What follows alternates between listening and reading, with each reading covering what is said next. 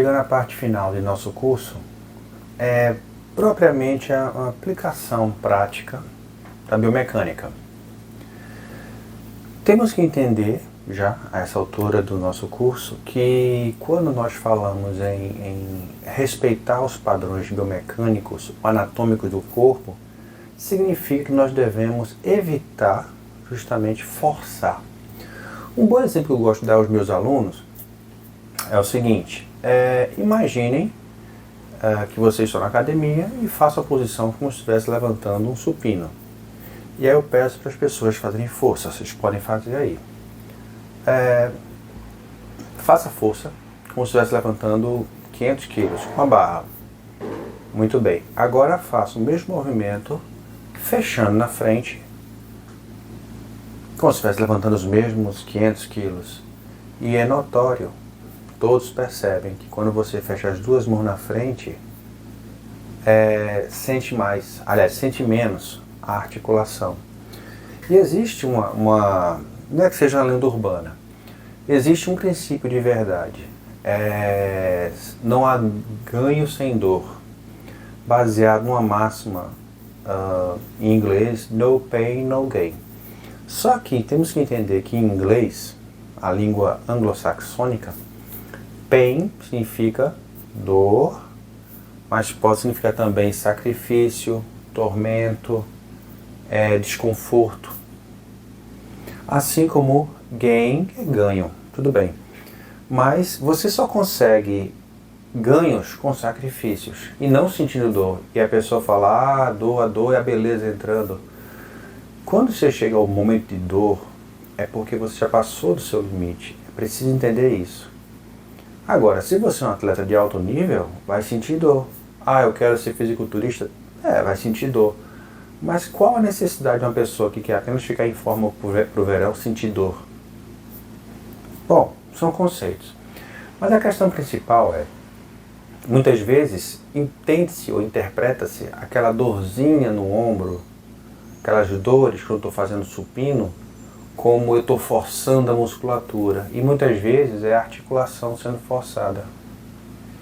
E aí hoje em dia tem umas máquinas chamadas máquinas articuladas, como se as outras não fossem, mas que você vai empurrar a máquina, o supino articulado, o supino que você vai fazer o movimento respeitando os padrões biomecânicos do ombro. Onde é que eu ganho? Onde é que está realmente o meu ganho aí? Em você fazer o exercício sem forçar a articulação. Isso é muito importante de se entender. Eu preciso poupar minha articulação.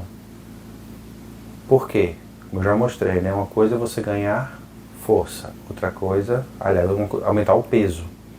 Outra coisa é aumentar a carga. Quando você faz força no movimento, como se estivesse levantando 3 vezes mais, aí sim, você está aumentando a carga sem alterar o peso. E onde é que entra a lesão aí, nesse movimento? Nós temos basicamente 2 ligamentos no ombro. Essa parte posterior não existem ligamentos. E quando a gente força muito essa parte posterior, o ombro que fica meio solto. Então muitas vezes quando você faz bota uma carga além do que aguenta, você termina tendo um problema de rompimento de uma coisinha aqui atrás chamada manguito rotador.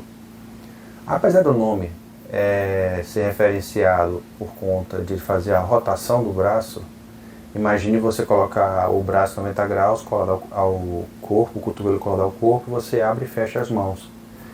E aí é onde entra o redondo maior e tudo mais, que compõe o manguito rotador.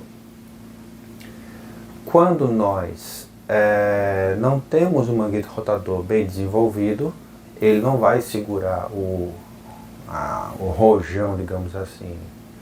E muitas vezes as lesões vêm daí, pelo fato de você não conseguir ter um manguito rotador fortalecido o suficiente. Se você exagera ou extrapola o movimento, digamos, os padrões biomecânicos, a chance de lesão é muito maior. Mas é impossível você fazer algo para ganhar massa muscular sem fazer algo que venha comprometer as articulações. Isso é uma outra lenda de quem não estudou biomecânica, muito menos anatomia. E muito menos fisiologia do exercício. É possível, sim. Fora um ou outro aí, dificilmente você vê um fisiculturista com problemas seríssimos de articulação. Geralmente é o ombro, né? Todo mundo sabe, né? O Ronnie Coleman fez diversas cirurgias aí devido ao problema do peso excessivo que ele pegou.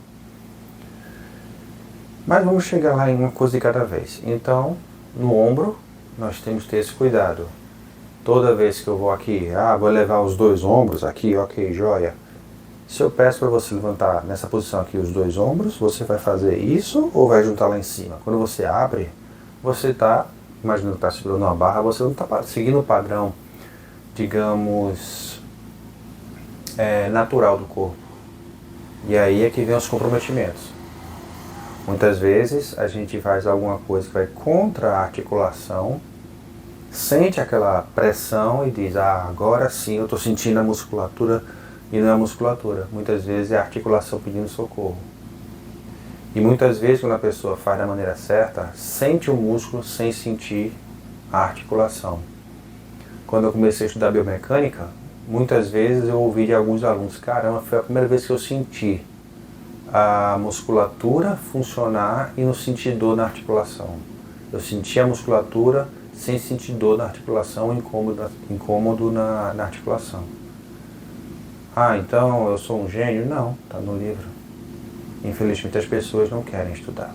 Uma coisa muito importante também que eu esqueço de citar muitas vezes é em relação às vértebras. Antes de chegar realmente no ombro e tudo mais, cintura escapular, devia ter falado sobre a vértebra. Então, a nossa vértebra, a coluna vertebral, por mais que ela consiga fazer os movimentos de rotação, inclinação lateral e flexão e extensão do pescoço aqui, e a coluna como um todo, o projeto dela é só para flexão e extensão. Então por que então ela faz os outros movimentos? Por ela fazer os outros movimentos não quer dizer que ela tenha sido projetada para isso. Eu posso puxar esse dedo aqui, até encostar aqui. Eu posso fazer isso, não quer dizer em momento algum de que ele foi projetado para isso. Ele tem um limite. Muitas vezes nós usamos esse limite como uma forma errônea. E como fazer então trabalhar o oblíquo? Qual a função do oblíquo? Primeiro, o que é o abdômen? Vamos entrar na anatomia funcional. O abdômen é um músculo postural. Ele é um paravertebral. É o único paravertebral que nós temos controle. Então, qualquer movimento que você faça com a menção de fazer uma coisa lateralizada, já vai contrair os músculos oblíquo interno e externo. Sem a necessidade de torcer o quadril. Mas para ter uma contração máxima precisa de uma extensão máxima possível para que haja uma flexão máxima. Concordo com você, mas temos que entender que, apesar desta máxima ser verdadeira em relação ao músculo, temos que entender que o músculo está preso a ossos que vão fazer mexer uma articulação. E muitas vezes essa articulação não foi projetada ou apropriada para isso. Essa é a questão. Mas se eu não fizer assim, eu não vou ter respostas. Vai ter respostas. Se a pessoa souber trabalhar, eu não vou entrar na questão da fisiologia do exercício. Mas se você entra na questão do sistema quaternário, intensidade e volume, você consegue respostas. Agora, as pessoas querem ter respostas rápidas, com pouco sacrifício. Pouco sacrifício não, as pessoas pegam bem pesado na musculação. Não estou falando da musculação, porque não é só musculação. Apesar de que o estímulo vem na musculação, depois da musculação, do treino de força, o repouso e o que você come são muito mais importantes.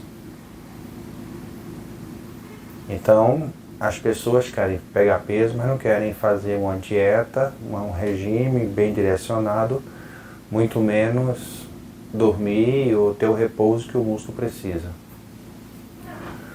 Muitas vezes, quando fazemos esse movimento aqui assim, nas vértebras, propiciamos a possibilidade de aparecer hérnias. Porque esse cisalhamento, esse esmagamento pode provocar uma hérnia. E essa é a questão. Precisamos tomar muito cuidado com isso. Mas bem, vamos lá. A cintura escapular. Vamos para o cotovelo. O cotovelo não tem muito o que se explicar porque flexão e extensão. Ah, mas eu faço a rotação, pronação, supinação e altera, certo? Altera uma série de coisas, mas o importante a se entender é que o cotovelo faz flexão e extensão. Agora, as pessoas muitas vezes perguntam, pronação, supinação. Quando eu faço uma pronação, a inserção do bíceps, ela é meio que torcida pelo rádio, anulando a sua ação. Lembrando que, na verdade, eu estou tracionando o músculo da cauda, ou da raiz, ou da parte final, distal, em direção à cabeça, ou à parte proximal. Se naquele momento ali eu dei um nozinho ali, eu anulei a ação do músculo. Então, quando eu faço uma pronação, eu estou torcendo a inserção do bíceps sobre o rádio. E aí os demais músculos, braquial e etc., vão fazer a função que o bíceps fazia como, digamos, motor principal. Por isso que na barra, quando eu faço com as mãos apontadas para mim, fica mais fácil. Eu estou usando o bíceps. Na hora que eu torço e faço uma pegada pronada, aí eu meio que anulo o bíceps e eu jogo para os demais músculos adjacentes. Por isso se torna mais pesado. E uma coisa muito importante em relação às mãos agora, o punho. Aí sim, o punho é importante se entender. Eu faço esse movimento, eu faço esse, mas vejam só, o que é que o punho realmente faz? Ele foi projetado para isso aqui. E por que eu consigo fazer tudo isso? É uma questão de você conseguir pegar em vários ângulos. Imagine que nós somos primos dos macacos, chimpanzés, bonobos, gorilas. Então eles têm essa questão de pegar em vários ângulos, mas não quer dizer que eu tenho que fazer isso para fortalecer a minha musculatura. Mas já que você quer fazer esse trabalho, não faça um movimento de flexão e extensão. Algumas pessoas adaptam uma rodinha com uma corda e um peso pendurado e eu tenho que enrolar, subir e descer. Aí sim, é mais fácil trabalhar a musculatura do antebraço. Ou como eu gosto de fazer, pega a barra, segura a barra, aquela barra que você faz supino, e vai jogando para cima e vai segurando a descida. Isso é muito mais eficiente. Eu conheço muita gente que faz um treino de força sem trabalhar o punho e tem o antebraço bem desenvolvido, sem a necessidade de fazer flexão e extensão. São 8 ossículos pequenininhos, são muito delicados. Se quer fazer, faça com amplitude menor. É só o que eu recomendo. Porque eu estou falando aí da biomecânica. Ele foi feito para dar estabilidade, não que você tenha que fazer o movimento. Ele é capaz de fazer, mas não foi feito para. Isso é importante se entender. Vamos agora para uma parte bem interessante. Ombro. Mas eu já falei do ombro? Não, eu falei do ombro em relação a alguns movimentos, mas o ombro faz vários movimentos. Eu quis falar mais do cotovelo e do pulso para adiantar realmente. O ombro faz um movimento bem amplo, então ele faz flexão, extensão, abdução, adução, rotação, circunlução, como alguns gostam de falar também. Mas temos que prestar atenção, é uma articulação muito delicada. Basicamente, nós temos a crânio clavicular e glândula humeral como formas, digamos, articulares que realmente seguram a articulação. E as pessoas gostam de fazer movimentos bem esdrúxulos, bem amplos, pegando muito peso, e é preciso tomar muito cuidado. Como eu faço para proteger o meu ombro?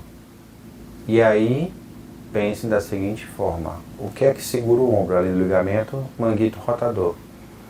Poucas pessoas vão para a academia fazer um trabalho, pega o crossover e faz um trabalho abrindo e fechando pelo cabo, segurando pelo cabo.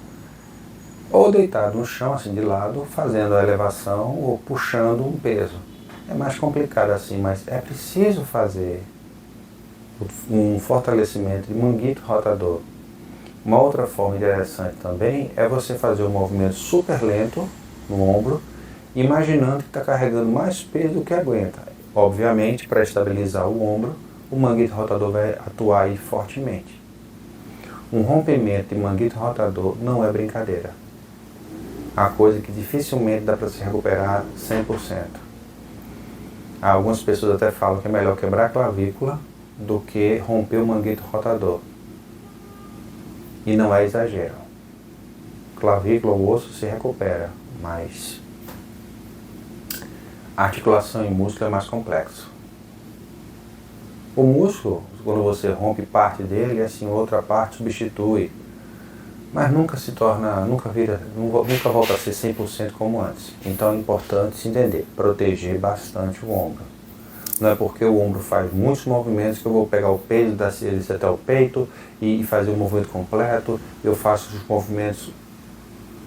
É preciso tomar muito cuidado com o ombro. As articulações mais delicadas que nós temos. Apesar da amplitude de movimento bem importante que ela faz. Cintura pélvica. Bom, antes de mais nada, lembrar que L3, 4 e 5, apesar de serem ossos largos, densos, grossos, melhor dizendo, grandes, são ossos mais frágeis.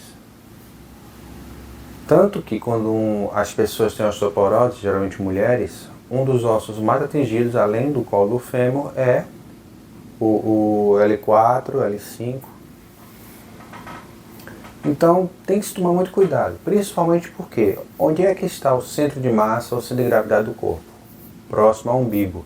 Então toda a carga em termos de equilíbrio ou segurar as forças reagentes ou em cima do movimento vão ser abdômen e obviamente lombar, que é onde estão as vértebras e recebem maior pressão. Então, toma muito cuidado. Muitas vezes as pessoas fazem um trabalho, a mesa romana, né, faz aquele movimento, ou mata-borrão, é muito bom para fortalecer a musculatura lombar.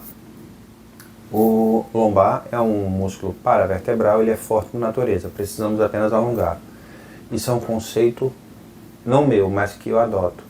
Algumas outras pessoas falam, dá para fazer o fortalecimento sim, joia. Façam, mas tomem cuidado. Eu mostro, muitas vezes nos meus cursos práticos, eu peço para a pessoa ficar sentada e fazer um tríceps francês. Ao fazer o tríceps francês, eu peço para ele colocar a mão na lombar do indivíduo. E o lado onde, vou supor, o lado direito, quando está fazendo o tríceps francês, há uma contração da musculatura lombar. Aí eu pergunto, o que é isso? A musculatura está trabalhando na estabilização. Então, não tem por que assim pensar, vou deixar meu lombar forte, musculoso, hipertrofiado. Isso não existe. Eu não conheço ninguém que queira deixar o lombar hipertrofiado. Mas ele precisa ser forte. E muitas vezes os movimentos que nós fazemos para estabilizar o tronco durante os movimentos são suficientes para que se fortaleça o músculo lombar, sem que haja necessidade de forçá-lo a um trabalho de flexão, extensão, hiperextensão, o mata-borrão ou mesa romana. Para analisar friamente, esses movimentos geralmente trabalham muito mais com a contração de glúteo e isquiotibial do que propriamente do lombar. Mas são conceitos. Não estou dizendo que eu estou certo, mas é a linha que eu sigo. Coxo femoral. O melhor exercício para glúteo é o mata-borrão. É o elevação pélvica e o agachamento sumô. Existem estudos que mostram que realmente existe um recrutamento maior de fibras musculares nesses movimentos.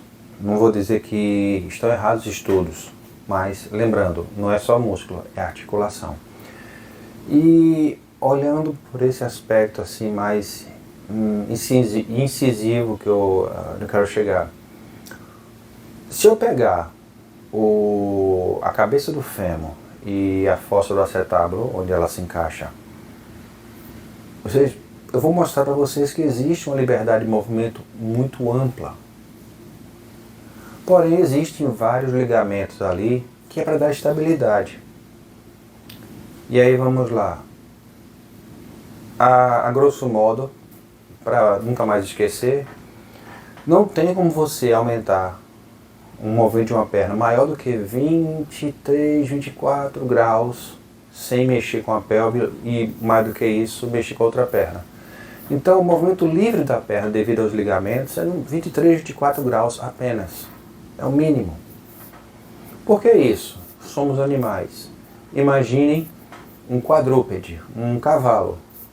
O cavalo tem a estrutura óssea praticamente igual ao do homem. Então ele impulsiona-se para frente com as patas traseiras e equilibra com as dianteiras para impulsionar de novo com as traseiras. Então as patas traseiras têm que estar muito bem estabilizadas. Vamos para os bípedes agora, os primatas, ursos, alguns marsupiais.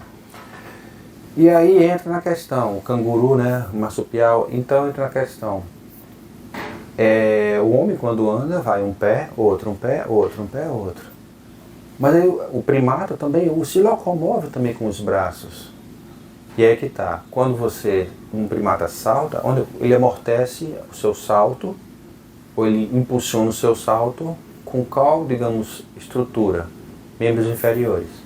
Por isso, a estrutura dos membros inferiores tem que estar muito mais fortalecida e presa do que superior. O superior tem um grau de liberdade maior de movimento, enquanto o inferior ele está muito bem estabilizado graças aos ligamentos e alguns músculos, como os famosos ilipsoas, que é o psoas maior, psoas menor, ilíaco. Bom, eu preciso que essa turminha esteja muito bem fortalecida, tracionando para que haja uma estabilidade muito maior nos movimentos que eu venha fazer. Na hora que eu faço um movimento, o agachamento sumô, com as pernas abertas, aí eu abaixo de cócoras, o que acontece? Eu estou forçando a minha articulação para fora. Ah, mas as ginastas não fazem isso? Primeiro, as ginastas fazem isso, mas lembrando que ginastas são atletas. E atleta não é saúde, atleta é lesão. Esporte é lesão. O exercício físico é saúde, mas você forçar para superar os limites e ganhar um título mundial, olímpico, é lesão. Que isso fique bem claro. E muitas ginastas têm problemas, joelho, por aí vai. Mas voltando à questão, mas eu quero trabalhar meus adutores, meu glúteo, muito bem. Eu posso fazer com as pernas mais fechadas, sem forçar muita articulação, porque na hora que eu abro muito as pernas, eu vou provocar alterações na minha postura, como retroversão, anteroversão de quadril. E somado a isso, lembrando que eu posso ter também uma instabilidade devido ao encurtamento da parte posterior, isquiotibiais, e talvez não dê tanto equilíbrio assim. E daí haja problemas em relação à lombar. Eu estarei fazendo um movimento, eu posso estar forçando minha lombar. Do mesmo jeito que se eu fizer o agachamento de forma errada, o agachamento jogando o peito, até fala assim, qual é o agachamento mais correto? Imagine que você, a mulher, colocou silicone no glúteo e no peito. Então você bota o peito lá para frente e o bumbum lá para trás, como se quiser sentar num banco que está mais afastado, que é encostar o peito na outra parede. Essa é a forma mais, digamos, segura, mas vou chegar lá. Então, em relação ao sumô, estarei forçando o corpo a uma posição onde talvez não seja tão saudável para a articulação e para a região lombar. Ah, mas os sumogis fazem aquela postura ali antes das lutas no dojo, Os caras têm 200, 300 quilos. Mais uma vez, atletas. Lesão. Eles estão fora da curva em todos os aspectos possíveis e imagináveis. E eles têm muita massa muscular. Eles são gordos, obesos. Mas vejam, para fazer um cara que pesa 300 quilos empurrar ou tirar do chão outro cara de 300 quilos, tem muita massa muscular ali por baixo. Eles não são humanos. Eles são, inclusive, considerados semideuses no Japão. Então não são exemplos para uma pessoa comum que quer fazer agachamento sumô para ganhar um bumbuzinho mais duro. Essa é a questão. Joelhos. Olha, os joelhos é uma das articulações mais cobradas do corpo e muitas vezes sacrificada porque as pessoas não têm noção, não têm percepção. Ela vai segurar a carga que você não conseguir segurar no resto do corpo e demais articulações. Para começo de conversa, nós temos ligamentos laterais. Eu não vou falar deles. Eu vou falar do ligamento cruzado anterior e posterior. O ligamento cruzado anterior, ele foi feito justamente para evitar que a perna vá para frente, seja projetada para frente, ele segura. E o posterior para trás. Para romper o ligamento cruzado posterior, realmente tem uma lesão muito séria. O anterior já é mais fácil, porque se eu estou chutando uma bola, se eu estou correndo, se eu estou fazendo agachamento, ele é exigido. Até aí tudo bem. Mas eu quero chegar na questão do... eu tenho menisco. É uma estrutura que eu tenho, além do rolamento, eu tenho deslizamento. Então, por que eu vou exigir o máximo dele sem necessidade? Eu sou um atleta? Não. Então, eu não preciso exigir o máximo dessa estrutura. E vamos lá, quando nós colocamos o joelho ou a perna em 90 graus, a pressão da patela sobre o fêmur é de 6 a 7 vezes o peso do corpo. Ah, mas se o isquiotibial for forte o suficiente, ele segura. Concordo. E se não for?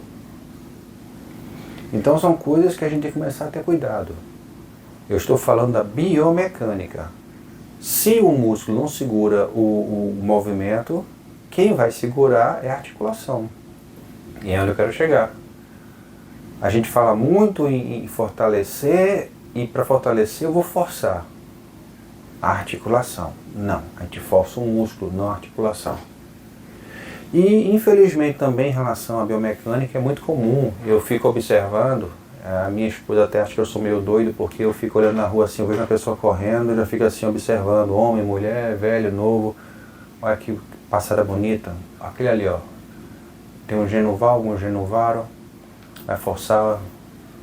E infelizmente o que eu mais vejo por aí são pessoas que correm com tênis não adequado, com calçado não adequado, correm de maneira errada e terminam prejudicando o joelho. Aí dando um salto para frente em relação ao joelho propriamente dito. Quando estamos correndo, eu vou fazer exercício físico, eu vou correr, pronto, beleza, eu vou correr 1, 2, 3 voltas no máximo, um parque aí onde está 3 km, tá de boa. Mas a pessoa se empolga, eu quero participar de corridas. Quando você fala em participar de corridas, eu não sei na sua cidade, mas na minha cidade são corridas de 5, 10 e meia maratona e maratona. Correr 5 km significa que você vai treinar mais ou menos 5 km ou mais por dia. E aí a corrida errada já não é a mesma coisa. Uma coisa é dar o trotezinho, 3 voltas, em 1 hora, em meia hora, o tempo que for, num parque, numa pista, pensando em manter a forma. Outra coisa é eu correr atrás de rendimento. Então a pisada é diferente, precisa ser corrigida. A pisada tem que ser absorvendo o impacto. Quando você corre à vontade, você corre calcanhar a ponta, calcanhar a ponta. Só que cada vez que você corre dessa forma, você amortece, Você para o movimento para depois impulsionar. O gasto energético é maior e a sobrecarga em tornozelo, joelho e lombar é muito maior. Quando você faz o amortecimento ponta calcanhar ponta, você aproveita a força elástica e impulsiona para frente. Dessa forma, você poupa mais a musculatura, sente menos a tensão em cima das articulações e, consequentemente, vai ter melhor performance. Então, se você vai correr com a intenção de manter a forma, perdão, corre de qualquer jeito. Eu quero agora rendimento, que eu vou começar a correr, participar de corridas. Aí você tem que procurar realmente alguém que veja, analise e observe o seu movimento. Infelizmente eu conheço muita gente que já lesionou o joelho principalmente por correr errado. Engraçado que as pessoas gastam pequenas fortunas para uma roupa bonita para correr, para ir para a academia, e não quer dar um valor a mais para um tênis de qualidade. Lembrando, tênis também tem prazo de validade. Ah, mas eu comprei um tênis de $1.000, certo? Ele tem um prazo de validade. Depois de um tempo a borracha já não serve mais. Você precisa comprar outro tênis. Ah, mas é muito caro. Esporte de alto rendimento e alto nível é isso. Você prefere gastar dinheiro num tênis ou prefere gastar dinheiro com recuperação, remédios, cirurgias, pós-operatório? Porque é isso que pode acontecer se a gente não usar o calçado correto, não correr corretamente. É isso que vai acontecer com o nosso joelho. Principalmente menisco e ligamento cruzado anterior. Tornozelo. E aí, o tornozelo, ele merece atenção? Merece. Ele faz eversão, inversão, flexão, extensão. Mas a razão pela qual ele tem essa liberdade de movimentos é justamente para dar estabilidade onde você pisar. Algumas pessoas me perguntam, olha, eu gosto de correr na grama.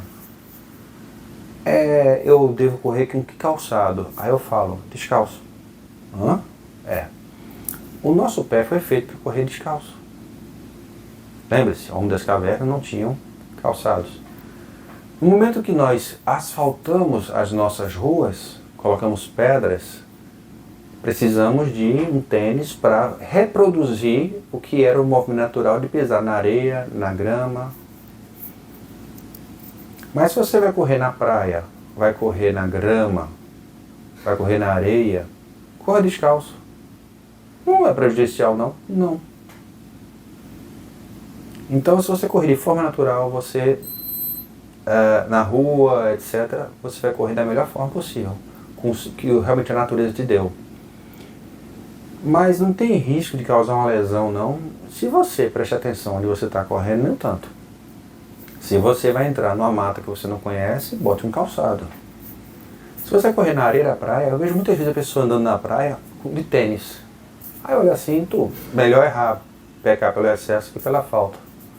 Nesse caso, tudo bem, a pessoa, é melhor eu prefiro que a pessoa ande na areia da praia de tênis do que andar com um sapato não apropriado na pista de corrida do parque. É melhor pecar pelo excesso nesse caso. Mas entendam, o nosso pé ele foi feito inclusive para andar descalço. É até saudável para o corpo, para o pé, se nós praticarmos em areia, grama, descalço. Mas se você vai para uma parte calçada, aí tem que usar um tênis. E o tênis, ele deve ser de que tipo? Um tênis apropriado para corridas de alto rendimento. Se você vai correr para alto rendimento. Se você vai correr para manter a forma, tem que ser um tênis de corrida. Para ser tênis de caminhada, não tem diferença não, né? Tem diferença. Tênis de corrida é um, tênis de caminhada é outro. Se você vai correr, então troque de tênis. E se eu comprar um tênis de corrida para caminhar? Pode, você está gastando dinheiro. Até falo brincando, é como se comprasse uma Ferrari, uma Lamborghini, um Porsche para andar nas ruas do Brasil. Eu não sei a cidade de vocês, mas a minha é conhecida como um queijo suíço, né? Porque é cheio de buraco. Agora, por mais que ajeite, é cheio de buraco. Então, que adianta você ter uma Lamborghini em São Paulo, no Rio de Janeiro, em Recife, são cidades que são travadas no hora do rush para andar, ficar preso no trânsito. Ah, mas você vai conquistar a mulherada. Bom, é outro departamento, mas se você compra um carro de luxo, esportivo, extremamente rápido para as estradas brasileiras, está perdendo seu dinheiro. Então, tudo bem. Mas não deva fazer corrida com tênis de caminhada. Aí uma coisa importante em relação à lesão. Temos que tomar muito cuidado com essa articulação, principalmente quando torcermos. Quando você torcer o pé, caia. Eu já vi muita gente tentar ficar em pé quando torce o pé, e o que acontece? Na hora que você vira o pé, esse ossinho lateral, a fíbula, é um ossinho muito frágil. E aí o que acontece? Fratura.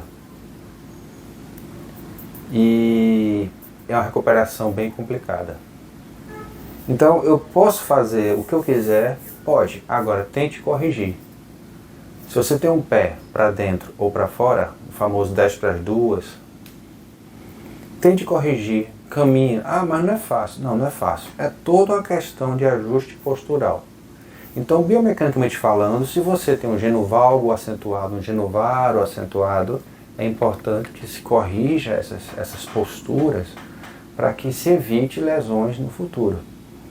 Então, eu estou dando a dica inicial, porque às vezes você ajeita o pé e torce a lombar. É toda uma questão de cadeias musculares. E o mais importante se entender é que não vai corrigir da noite para o dia. Tem coisas que são irreversíveis. O que podemos fazer é minimizar. Então, músculos bem flexíveis, alongados, trabalhar a postura e, obviamente, antes de começar a correr, começar a caminhar. Se eu for fazer musculação, eu tentar chegar ao movimento mais próximo. Se eu começar a fazer uma alteração, por exemplo, no agachamento, tem gente que para ganhar força junta os joelhos, com uma forma de ganhar equilíbrio e força. Vai até onde der. Isso é uma coisa muito importante. Mais importante é a biomecânica nesse aspecto. Por quê? Quando a biomecânica é ferida, você começa a comprometer outras peças do seu carro, pegando o exemplo do começo do nosso curso, comparando nosso corpo a um carro.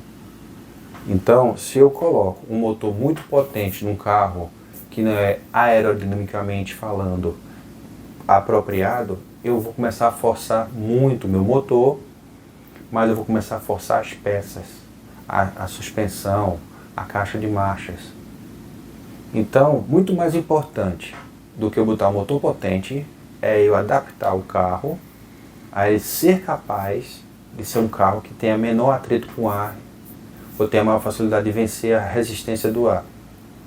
E aí, ele vai ser muito mais eficiente do que um outro carro que não tenha, digamos, seja propício para isso, um motor potente. Então, se todo mundo estudasse primeiro biomecânica de lesões, para chegar propriamente no treino de força, o número de lesões seria infinitamente menor. Não sou eu que estou dizendo, são os livros e mais livros e mais livros que eu já li, que muita gente escreveu. Então, tentar o máximo possível entender como são os padrões anatômicos de flexão, de extensão, de movimento do nosso corpo. Se eu puder resumir essa última aula de alguma forma, não faça rotação e inclinação com a vértebra, com a coluna, e não faça agachamento completo. E não force o ombro muito para trás. São as três coisas. Ah, mas eu tenho que aumentar. Não força. Uma articulação perdida não se recupera. E com isso, como o curso não é de biomecânica da lesão, essa parte é um pouquinho mais de lesão, não é tão extensa. E agora uma coisa muito importante, que tem a ver com a neurobiomecânica da postura. O que vai dar direcionamento ao nosso corpo é a cabeça. Vejam só. Sempre estamos olhando para onde vamos entrar numa curva. Então, se você vai entrar na curva à esquerda, você olha para dentro da curva, você não olha para frente. Isso é importante se entender para evitar lesões maiores. Então, nós temos aqui nessa região aqui o chamado sistema estomatognático. Quando eu fecho a minha boca, a maneira como eu fecho a boca, a oclusão dos dentes, vai me dar o direcionamento para o meu movimento. Então, algumas pessoas têm os dentes fora do lugar, meio torto, os dentes mais para frente, que vai dar uma postura mais cifótica. Quando a arcada dentária inferior vai para mais para frente do que a superior, a pessoa fica um pouco jogada mais para trás. E quando eu tenho um lado que fecha melhor do que o outro, termina dando um desequilíbrio na cabeça. Por quê? Porque o nosso sistema nervoso, ele manda informações e recebe o tempo todo para nos dar direcionamento e funcionamento do corpo. Então, já que toda a parte de direcionamento está na cabeça, então é uma área mais, digamos, que deve se dar atenção. Então, eu tenho um nervo trigêmeo que vai pegar mandíbula e maxilar. A maneira como eu estou fechando minha boca vai dar um melhor direcionamento, mandar essas informações para o sistema vestibular.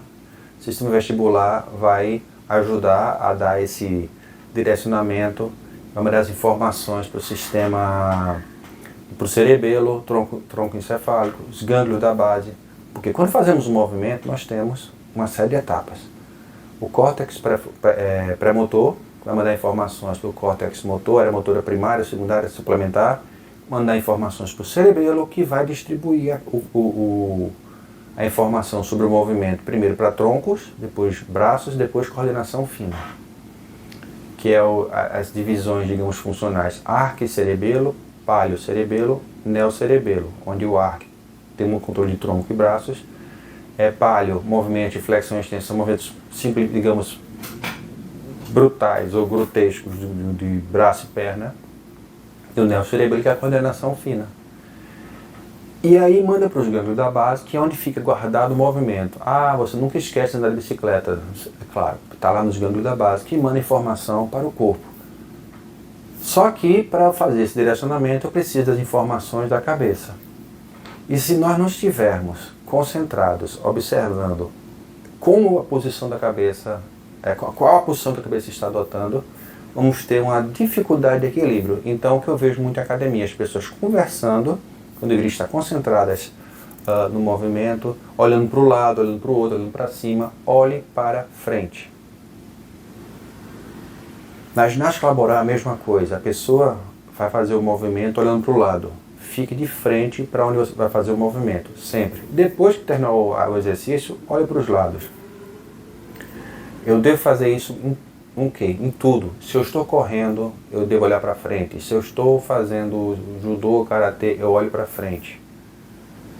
Eu tenho sempre que olhar para onde vai o movimento. Se eu estou na academia, no crossfit, no crossover, na calistenia, na yoga, no pilates, eu sempre estarei olhando para onde minha cabeça para frente. Não olhar para os lados, porque isso vai dar informações distorcidas para o sistema vestibular, e isso vai causar desvios posturais piores do que carregar uma bolsa pesada. Mas isso é uma coisa para outro curso também. O que eu preciso entender, que vocês entendam, eu tenho que fazer o exercício olhando para frente.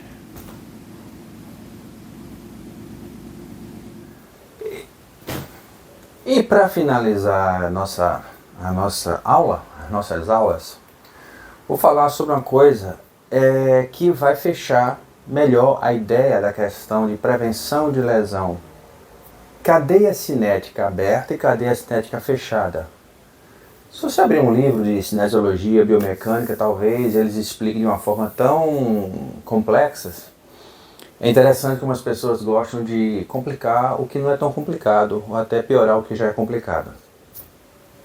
Pense da seguinte forma: se eu estou usando aquela estrutura para realizar o movimento, ou seja, as pernas, e a mesma estrutura ela vai ser o apoio, um exercício onde você faz, por exemplo, o agachamento, eu vou chamar de cadeia cinética fechada.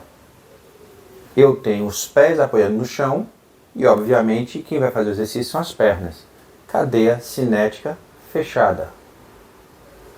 Toda a base de apoio é a mesma parte onde eu faço o exercício. Apoio de frente, famoso marinheiro. Também é cadeia cinética fechada. Afinal, eu estou apoiando com as mãos e também estou fazendo a flexão com os braços. Ah, mas não tem apoio dos pés? Tem. Mas veja que a parte da frente está totalmente equilibrada com as mãos. Se eu vou então para, por exemplo, elevação do joelho. Eu estou usando uma perna como apoio, mas a outra perna está sendo elevada. A perna em questão que faz o exercício não é a perna que está apoiando o corpo para equilíbrio. Cadeia cinética aberta. Elevação lateral.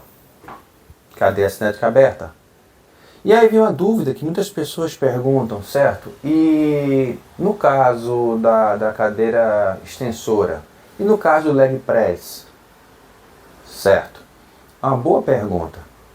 A cadeira extensora, você está firmemente sentado e amarrado pelo corpo. E aí você estende a perna, cadeia cinética aberta. O leg press, mas não estou apoiando com os pés? Não. A pergunta é, o que é que se eu tirar de contato, eu vou cair, eu perder o equilíbrio, eu sair da minha posição? São os pés? Ou é a cadeira? O meu corpo? Então, nesse caso, o leg press é a cadeia cinética aberta. E uma característica interessante da cadeia cinética aberta é que ela tende a ser um pouco mais pesada, forçada, do que a cadeia cinética fechada. É só pensar da seguinte forma. Eu tenho uma alavanca, eu tenho um bastão, eu apoio ele no chão e empurro ele. Segunda situação, mesmo bastão, eu vou elevar ele do chão. Eu estou fazendo qual apoio dele? É o meu corpo, eu estou segurando pela mão e estou elevando ele. Segunda situação, mesmo bastão, eu estou apoiando ele e fazendo um movimento com ele. Qual se torna mais leve? Ah, mas aí é diferente, porque eu não estou levantando o bastão. Tá. O apoio, o exercício, de certa forma, é feito com ele apoiado no chão. Se torna mais leve. Então, dessa forma, é mais fácil de entender o que é realmente uma cadeia cinética aberta e fechada, o que é mais forte, mais fraco. Mas assim, o agachamento, ele não é mais difícil? Veja só. Não confunda forçar mais a musculatura com dificuldade de movimento. Qual a característica do movimento? Vamos colocar assim. Vamos supor que você pesa, só para números redondos, você pesa 50 quilos e está colocando 50 quilos de peso aqui nas barras. Na barra mais os pesos, as anilhas. Você vai fazer o agachamento. Certo, você trabalhou com 100 quilos. Agora você senta na máquina de leg press e bote 100 quilos. Pode experimentar. Qual vai ser o mais fácil? O mais fácil é o leg press. Por quê? Uma coisa é eu empurrar 100 quilos, outra coisa é eu deslocar 100 quilos. Mas eu não estou deslocando, tá? Você está pegando 100 quilos ao todo e está fazendo um agachamento, está descendo, tentando, ao mesmo tempo que faz o treino de força, o trabalho de força, você está se equilibrando para fazer o movimento e voltando à posição original. Na segunda situação, eu estou só empurrando o peso. Então, fugindo de qualquer conceito que possa existir sobre cadeia cinética aberta, fechada, se eu estou usando o membro para fazer o equilíbrio, o apoio e o exercício, cadeia cinética fechada. Se são opostos, ou não estou fazendo o movimento com que estou apoiando, cadeia cinética aberta.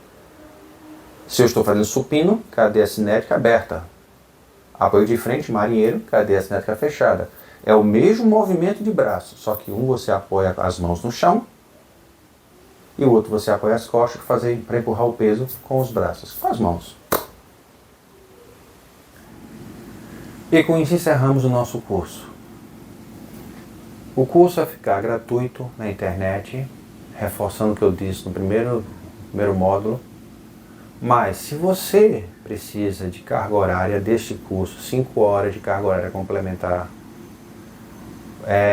você manda um e-mail, existe uma inscrição, vai ser feita, responder um questionário e aí você tem o seu certificado emitido após o pagamento de uma taxa, certificado emitido com a sua nota do seu desempenho neste curso. Esse curso não vai substituir uma disciplina de faculdade, a não ser que você pegue realmente, se for uma disciplina de 40 horas, você pegue outros 8 cursos como esse, 5 horas, e complemente. Esse aqui substitui no máximo um trecho, mas é um curso onde você terá uma nota e poderá entregar na sua faculdade, tem a certificação, tem o CNPJ, tudo certificado, e ele é, no geral, aceito. Juridicamente falando, ele é aceito. Pode ser que a faculdade que você estude, ou a universidade, não aceite, como eu conheço algumas que só aceitam cursos feitos pela própria faculdade. Mas juridicamente esse curso é aceito. Fica disponível esse curso na internet, compartilhem, sigam o canal, e se precisar de um certificado, manda um e-mail ou entre em contato, responderá um questionário, pagará uma taxa e receberá o seu certificado de forma digital, com o seu nome, com tudo, juridicamente falando, de forma correta.